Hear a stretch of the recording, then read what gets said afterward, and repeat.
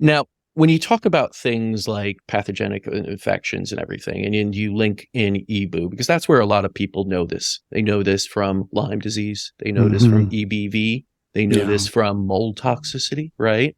Or at least when they're looking it up, this may come across, even though it's not that popular, I would say, and widely used.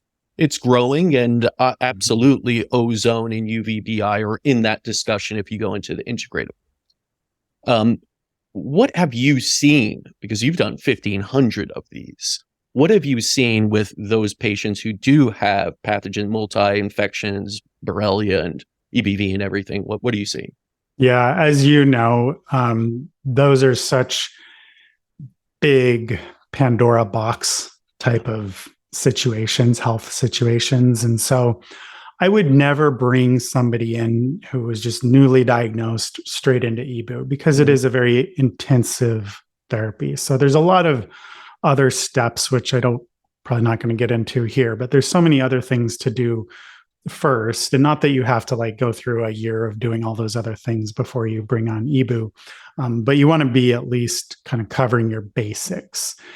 And then if you haven't moved the needle, or if someone is still looking to move the needle more, that's where ozone and especially EBOO definitely comes in handy. I have seen this is all like, we have people flying into us and they come back in those situations, the chronic infections, the mold, right? Who just haven't gotten their own needle moved enough. At the end of the day, when they're flying back to see us for this therapy, it's doing something good, right? Yeah. Like they wouldn't be spending that kind of money doing that, flying, but that's a lot of energy in and of itself. So we definitely see a lot how it helps. Now, we actually just got done running our second kind of small EBOO study in the office. And that was really cool because we ran a series of one EBOO for 3 weeks in a row and kind of did before blood and then 1 week after the third session. So it's not just right after the session, right? Because that could be a little bit different. Like 1 week after that third session.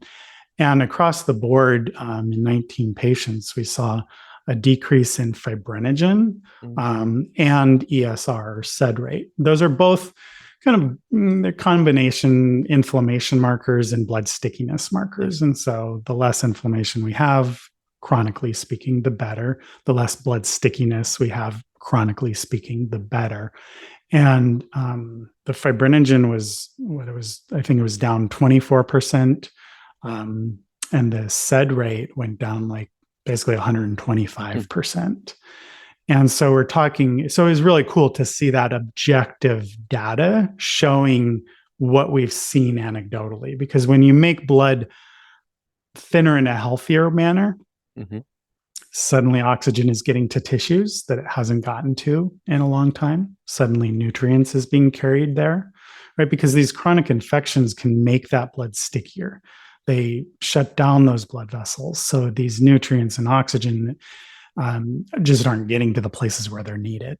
But then again, when you bring those nutrients and oxygen to the areas that they are needed, suddenly those little, like the downriver tributary areas can get the energy that they need. And then those tissues start feeling better. And that ultimately comes back in symptoms feel decreasing and the actual person feeling better, which is the goal.